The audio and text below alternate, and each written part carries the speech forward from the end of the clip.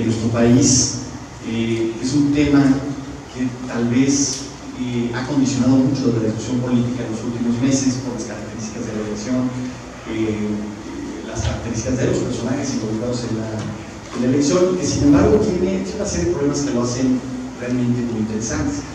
Creo que en el debate político nacional contemporáneo es difícil discutir políticas y en algún momento no integrar la palabra populismo. Es comprensible porque parece que hay un consenso universal de que estamos en una era de populismo. Tú volteas a ver lo que ocurre en Estados Unidos, lo que está ocurriendo en el Brexit, incluso parte del debate de la separación de Cataluña, todo lo que está ocurriendo en Europa del Este. Pues estamos inmersos en una era que denominamos o que podemos identificar algo que se parece al populismo. Pero cuando le rascas un poco, esto es un poco más problemático. Yo revisé unos textos y algunas líneas de análisis para ver de qué hablamos cuando discutimos que algo es populista o deja de ser populista.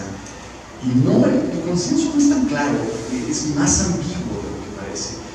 En primer lugar, porque en este momento, si bien está ese consenso marcado que estamos en una era de populismo, y se ha escrito cada vez más sobre el populismo, ustedes entran a Amazon y le ponen la palabra populismo o algunas de sus variantes, van a encontrar con 15, 20 libros publicados en los últimos años simplemente a partir del triunfo de Trump.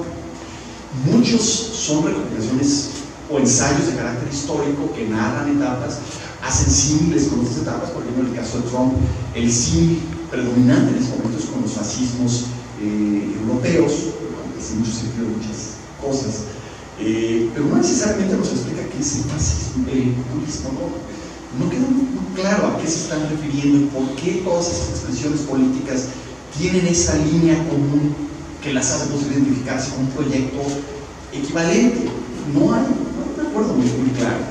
Yo les preguntaba a algunos de mis alumnos, por ejemplo, si ellos pensaban, estudiantes de ciencia política, de relaciones internacionales, si creían que estaban en una área de populismo.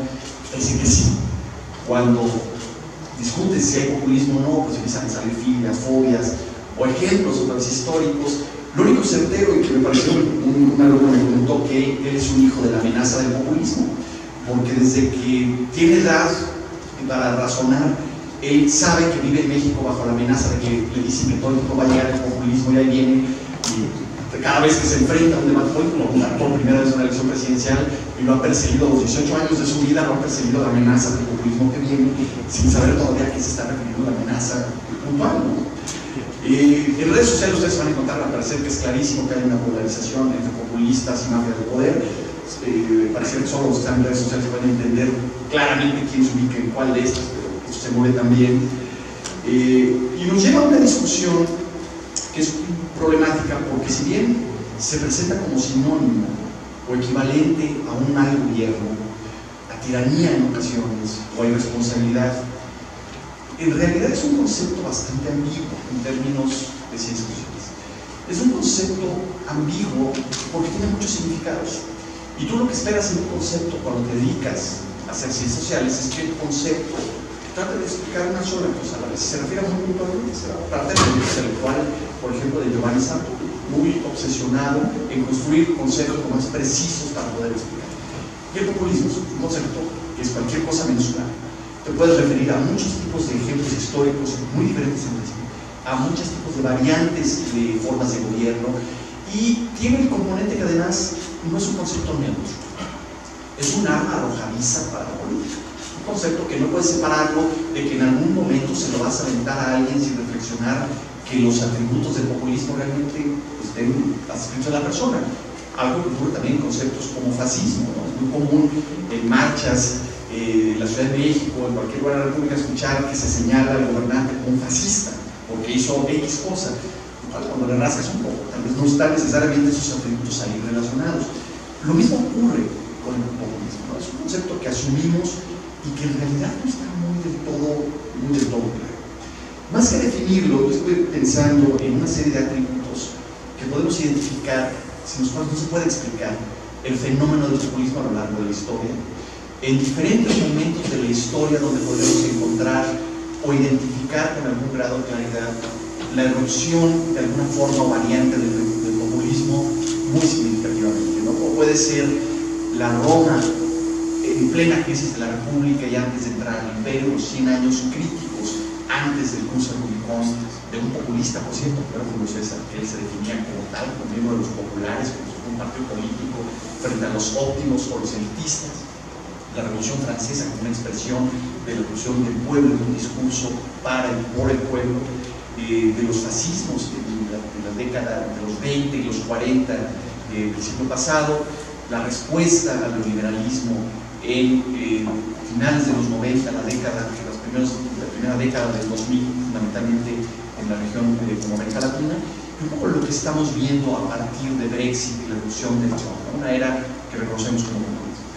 Algo que hay 6 elementos que se encuentran de alguna forma, tal vez en diferente grado, pero que necesariamente están ahí cuando decimos que algo se acerca al populismo. El primero es que el populismo necesariamente irrumpe en la escena cuando te estás enfrentando a un dilema político, social, de carácter histórico, donde se juega cambio y continuidad en una forma de una guerra. La Revolución Francesa es un caso dramático, pero también lo fue esos 100 años previos a la muerte de la República Romana, 100 años críticos, donde hay dictadura, donde hay asesinatos políticos por primera vez en el foro romano, donde hay violencia, donde hay proyectos de cambio radical, pero necesariamente cuando hablamos de populismo estamos en una arena donde nos plantea cambio y continuidad radical con relación a lo que podemos identificar como el status quo. No hay forma de discutir eso, lo vemos hoy con lo que se enfrentaban los votantes de Trump, la elección de los votantes en el Brexit. Parte del discurso del populismo es llevarnos a una discusión donde lo que está en juego es el cambio y continuidad de una forma muy radical de lo que hemos estado viviendo de la sociedad tal como la conocemos. Relacionado con esto, es difícil entender el populismo si no lo entendemos a partir primero del cambio de continuidad, pero un cambio de continuidad que se presenta a su vez como una polarización de los intereses de las élites y de los intereses del pueblo. Nuevamente la Revolución Francesa lo podemos ver especialmente con la revolución de los jacobinos, pero incluso en la antigua Roma el término surge a partir de esta dicotomía. Había quienes defendían los intereses del pueblo, o decían defender los intereses del pueblo, y se presentaban como populares y construían su agenda política defendiendo sus intereses, y había quienes se postulaban como óptimos o elitistas que defendían una cierta forma de entender el cambio del status quo y por lo tanto de resistir al cambio, de defender tradiciones, de defender la política y las prácticas tales como se habían hecho, frente a una agenda que reivindicaba distribución de tierra, mayor inclusión, rechazo, por ejemplo, al trabajo de esclavos frente al trabajo obrero que cobraba en la antigua Roma. En todos los casos, siempre el populismo implica esta polarización, que es una polarización discursiva, porque en muchas ocasiones, como señalaba incluso al principio de la discusión, en muchas ocasiones quienes hacen esa afirmación en realidad pertenecen a las élites.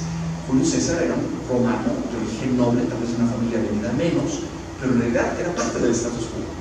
Y él, una de las grandes discusiones históricas es si en realidad es asesinado por pretender ser un tirano, cuando previamente Roma había tenido dictadores que cumplieron con esa función, y una función institucionalmente reconocida, o si realmente fue asesinado por impulsar una agenda de cambio en un contexto crítico donde un grupo al cual él pertenecía, que eran los nobles, no estaba dispuesto a hacerlo.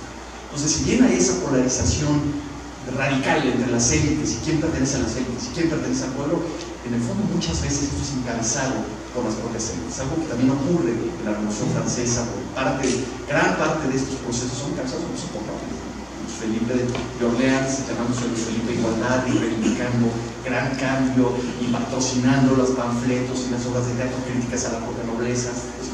Son en muchas ocasiones miembros del propio status quo los que construyen esa agenda como parte de una agenda política personal o de cambio. Entonces son dos componentes que se manifiestan en forma de grados, ¿no? Pero que siempre necesariamente están presentes.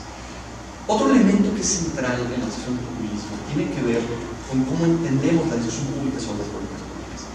Y es difícil discutir populismo sin que en algún momento aparezca la discusión, tal vez sintetizada a partir, más claramente por Weber, el político y el científico, cuando hablaba que hay dos éticas: la ética de la responsabilidad y la ética de las intenciones. El mundo del populismo pertenece más al mundo de las intenciones.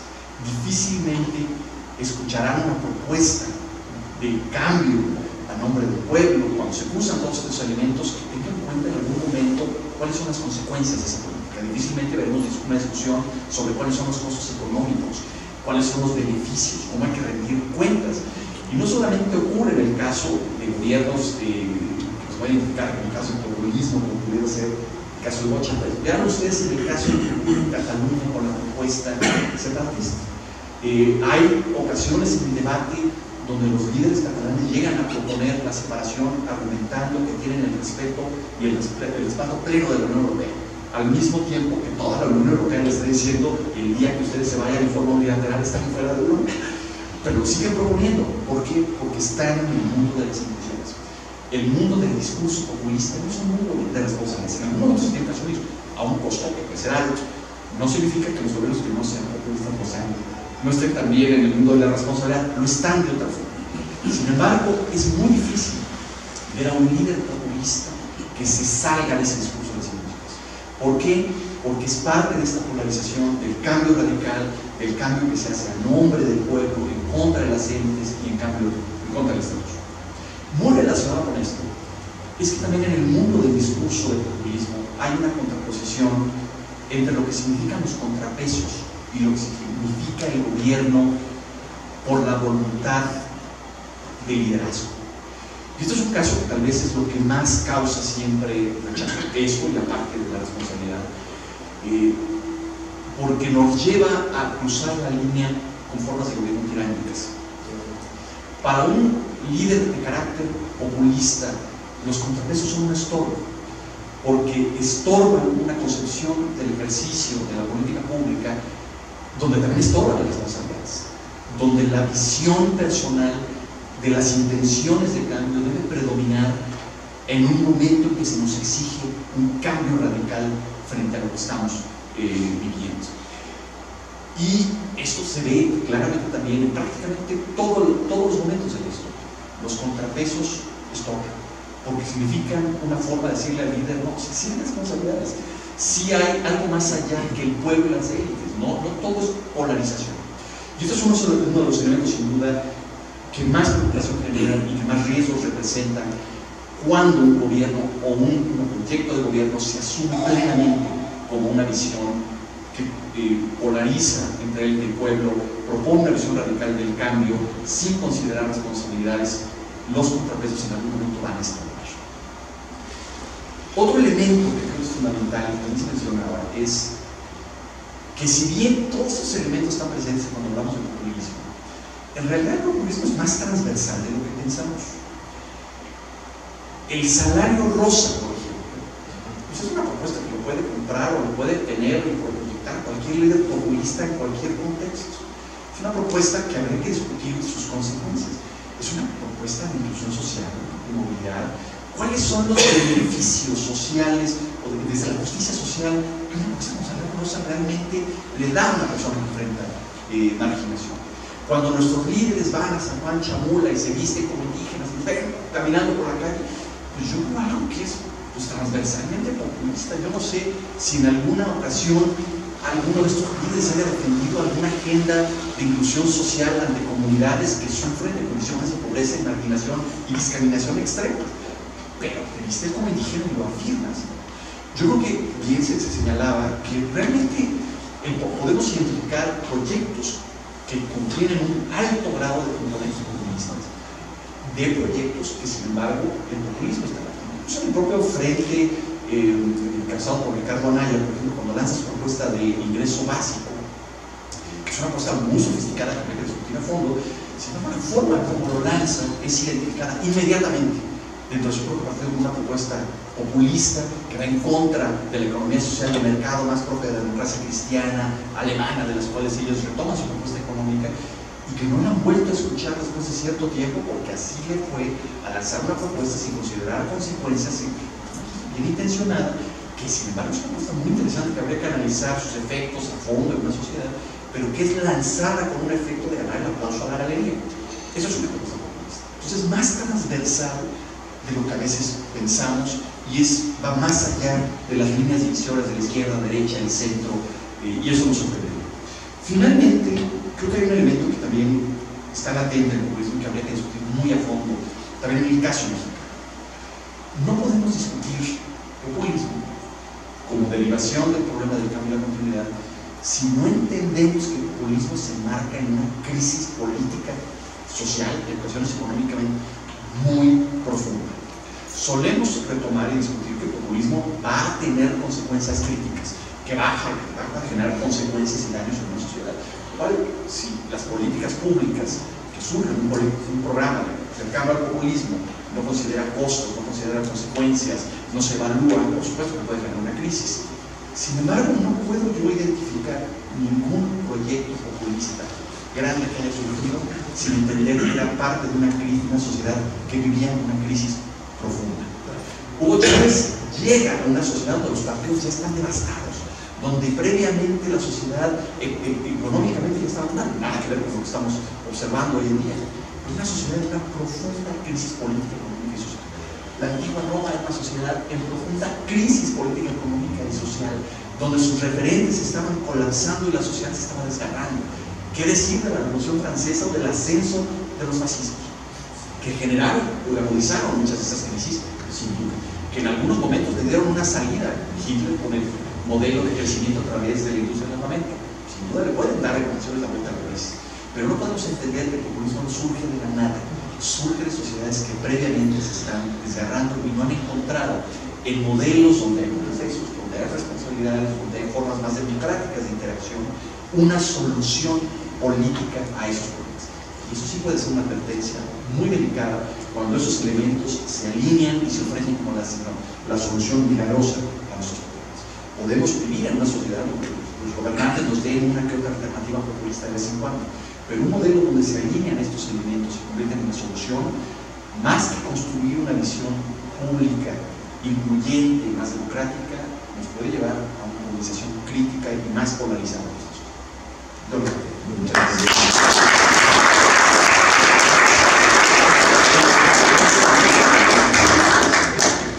Doctor, agradecemos mucho su intervención.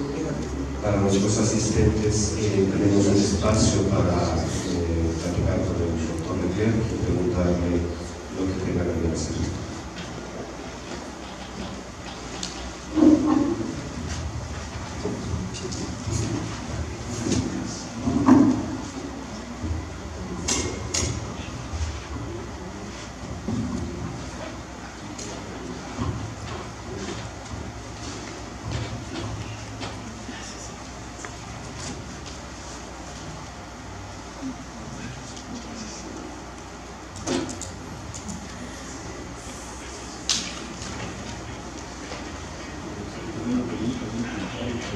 ¿Alguien gusta comentar algo, preguntarle algo al doctor?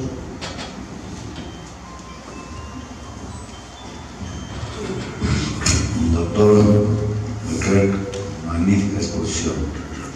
Muchas felicidades. En el caso de México, pues todos sabemos que estamos aquí. ¿Qué tan cerca podríamos pensar que el López Obradorismo, si se le puede llamar así, podría desencadenar eventualmente un tipo de gobierno de esta naturaleza? Porque es evidente que hay una crisis muy profunda en la sociedad mexicana que hemos venido arrastrando ya por mucho tiempo. Y en un momento determinado, pues quizá el uso del poder, y específicamente que es lo que Enrique Krauss está muy nervioso, con un Congreso que fuera totalmente favorable al movimiento del observador, pues nos podría poner en la tesitura de actuar con mucha fuerza política, evitando contrapesos y llevando al país desde luego a un proyecto político que está en la mente de una persona que nosotros no sabemos realmente hasta dónde quisiera llegar ya con un poder pleno, como el que creo que va a tener. Esa sería la pregunta.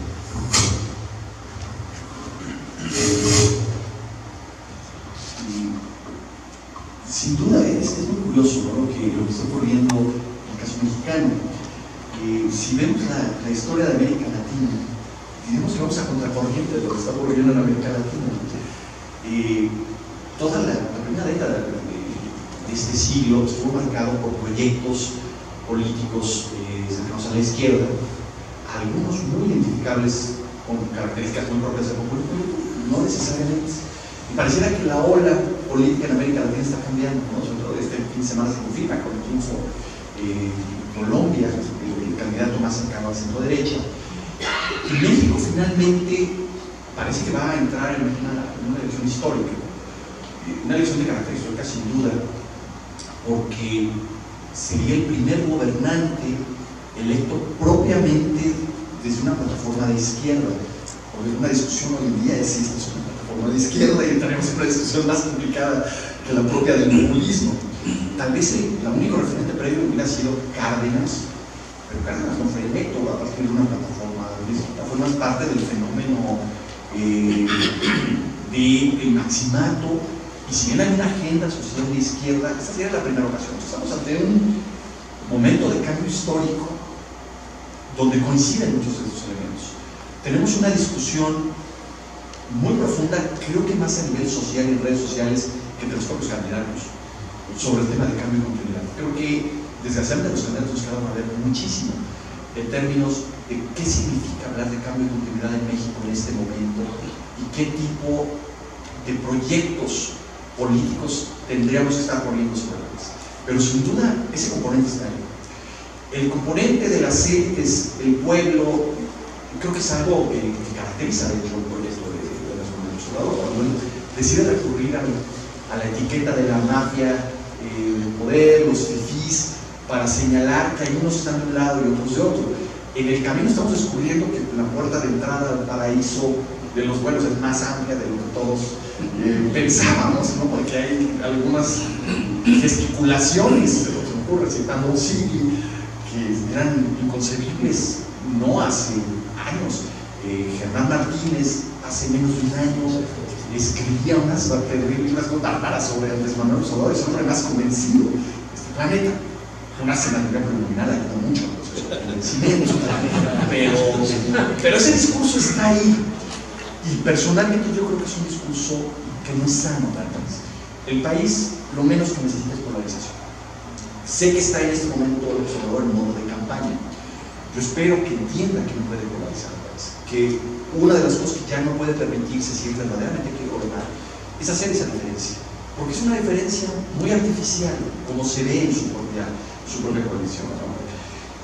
Uno de los temas que me parece a mí más delicados, y nuevamente no sé si en este momento es parte del modo de campaña, él mismo tendrá que empezar a enfrentar la realidad de diseñar una agenda de gobierno en caso de que gane, pero tiene que ver con este tema de las intenciones y las responsabilidades. A mí me parece que es tal vez la parte más débil de su proyecto. Y puede ser que ojalá sea parte de este modo de campaña y de que sus rivales pues, no la han exigido mucho, ¿verdad?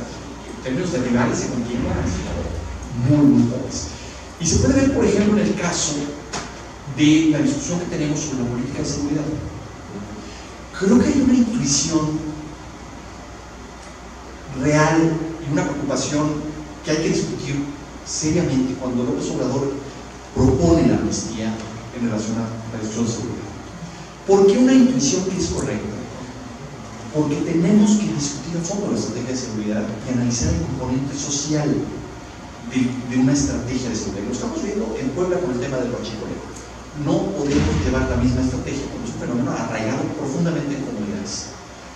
¿Qué es lo que hacemos ante eso? No podemos seguir con una estrategia que no funciona y que nos ha dejado cientos de miles de muertos. Eso es una realidad. Pero cuando analizas qué te proponen con la amnistía y quitas de lado la posibilidad de que sea una paz larga, que creo que no lo está proponiendo de esa forma, y empieza a ver toda la mezcla de ideas que hay, liberar presos por sus condiciones de pobreza cuando estuvieron relacionados con actividades criminales, justicia transicional, que es algo totalmente distinto y tiene que ver con enjuiciar a los responsables de crímenes de lesa humanidad que se vivió con mucho problema en América Latina, que se está haciendo después de muchos años. No puedes mezclar son cosas muy complicadas cada uno. Derogar la ley de seguridad interior, pero lo lleva a otro camino. Hay como 600 objetivos totalmente diferentes, enmarcados con un slogan que dice: la mejor política de seguridad es la política social. No es cierto. La mejor política de seguridad es una política de seguridad que es capaz de entender las amenazas y el contexto donde ocurre el problema de seguridad a partir de las capacidades y elementos que necesitas poner sobre la mesa. Realmente ese es el diagnóstico de seguridad. Ese es para mí una preocupación. Otra preocupación, el tema de corrupción, ¿no? Ya, después del tercer debate nos queda claro que la corrupción va a curar todo en México, pero no en Alemania, porque estamos combatiendo la corrupción. El tema es que combatir la corrupción no es un acto de voluntad. No existe esa bolsa de 500,000 millones mágicos. Realmente esa es la posición. O cuando sea importante, realmente va a revisar el sistema anticorrupción, que con mucha dificultad se puso sobre la mesa, tendrá que analizarlo, ponerle dinero, nombrar fiscal. Hay más que intenciones. Si Andrés Manuel López Obrador entiende eso, que se sale del modo de campaña, en una de esas podrá enfrentar algunos de los graves problemas que enfrenta México, empezar a enfrentarlos y sentar nuevas bases. Si no lo hace, y realmente cree que tiene un bono de 500,000 millones para distribuir y que solo con llegar él automáticamente empezará a barrerse de arriba abajo la corrupción, va a tener un problema, porque dentro de su propio equipo, grupo de personas que están involucradas en actividades sexuales que todos los otros partidos. Se lo vio simplemente en la punta del iceberg, fue lo que ocurrió con las ascensores. Se va a enfrentar con los negocios y las prácticas políticas de Monreal en algún momento, y el legado que está dejando en la delegación Monreal, que es la Ciudad de México. Este tema creo que es uno de los temas centrales. El otro es el tema de los contratos, ¿no? Es una preocupación, creo, fundamental, donde el votante probablemente da un voto. Yo veo muy difícil que Morena y la coalición que conforma la coalición de Juntos Haremos Historia, yo veo muy difícil que quede por debajo o rayando la mayoría absoluta. Pero creo que hay otra serie de contrapesos en el país que tenemos también que discutir. Entiendo el argumento de Krause, pero él está viendo exclusivamente la ley del Congreso. Y desde el 2000, este país tiene otra serie de contrapesos. Si se cumple un escenario muy favorable para Andrés Manuel López Obrador en las elecciones estatales, podría llegar a ganar 6 gubernaturas. Entonces, nada más va a tener enfrente 26 en contra. El PAN tendría alrededor de 9, el PRI tendría alrededor de 11, si no gana Veracruz. El PRI se quedaría con otras 11. Silvano Aureoles, que juega más del lado del PRI, veo difícil un acercamiento en un primer año. Está el Bronco, bueno, va a ser el Bronco en Monterrey. A mí me preocupa, por ejemplo, cuál es el rol de contrapeso que va a tener la jornada. ¿Se va a asumir como contrapeso o vamos a ser una plataforma política para presionar y extorsionar al gobierno a cambio de generar feudos locales? Esos son escenarios también de riesgo. Pero el contrapeso va a estar ahí. Ahí va a ser muy importante la presión de la sociedad a nivel local para activar esos contrapesos. Tenemos muchísimos órganos constitucionales autónomos, muchos de ellos capturados, sin duda, pero hay algunos que son contrapesos. El INE es una preocupación porque es así, va a haber cambios inmediatos en la Cámara de Diputados. Pero el Ombudsman depende del Senado, donde es muy complicado que tengan una mayoría como para generar estos cambios. De los medios de comunicación social, sí, como que sean contrapesos, creo que muchos ya están colocándose para ver cómo van a vender publicidad. Pero hay medios que han demostrado a través de redes sociales que pueden ser contrapesos. La sociedad civil organizada no es la misma que hace 15, 20 años. Hay liderazgos sociales muy importantes. Es una preocupación, a mí me preocupa, porque sí creo que hay un discurso que nos dice que no le gustan los contrapesos, pero creo que va a tener contrapesos reales. ¿Cómo van a funcionar y a dónde nos van a llevar? Esa es una de las grandes preguntas, pero es un segundo motivo de preocupación, ¿no? El otro es, debe entender que llega en un país profundamente dividido por la crisis, ¿no? Simplemente este fin de semana, mientras celebrábamos el partido del Mundial, nos encontramos con una situación crítica en la frontera, donde el gobierno nuevamente ha quedado absolutamente pasmado, con familias que son separadas, no hay una respuesta, no hay definiciones de política exterior. La Ciudad de México amenazó con 2 cuerpos desmembrados en la avenida de los insurgentes, 3 activistas de la comunidad gay fueron asesinados por defender o impulsar sus derechos, y pues 6 policías estatales asesinados en el pueblo. Pues es el país que nos dejó. ¿Va a generar una crisis económica por ahora? Posiblemente. Lo que hay que establecer y creo que hay que reconocer es que llega un país profundamente dividido por la crisis. No es ninguna intención de autoflagelarme, como en algún momento se el presidente, es simplemente hay una crisis muy profunda y tenemos que enfrentarla con seriedad. Si él lo entiende y es capaz de dialogar con los sectores, posiblemente podemos empezar a construir una nueva plataforma para discutir y enfrentar nuestros problemas. Si no lo entiende, creo que podría ser un factor para agudizar la crisis y llevarnos a un dilema político social más amplio, porque entonces ya no son los partidos, ya no son las elecciones. ¿Qué sigue para resolver los problemas? Muchas gracias.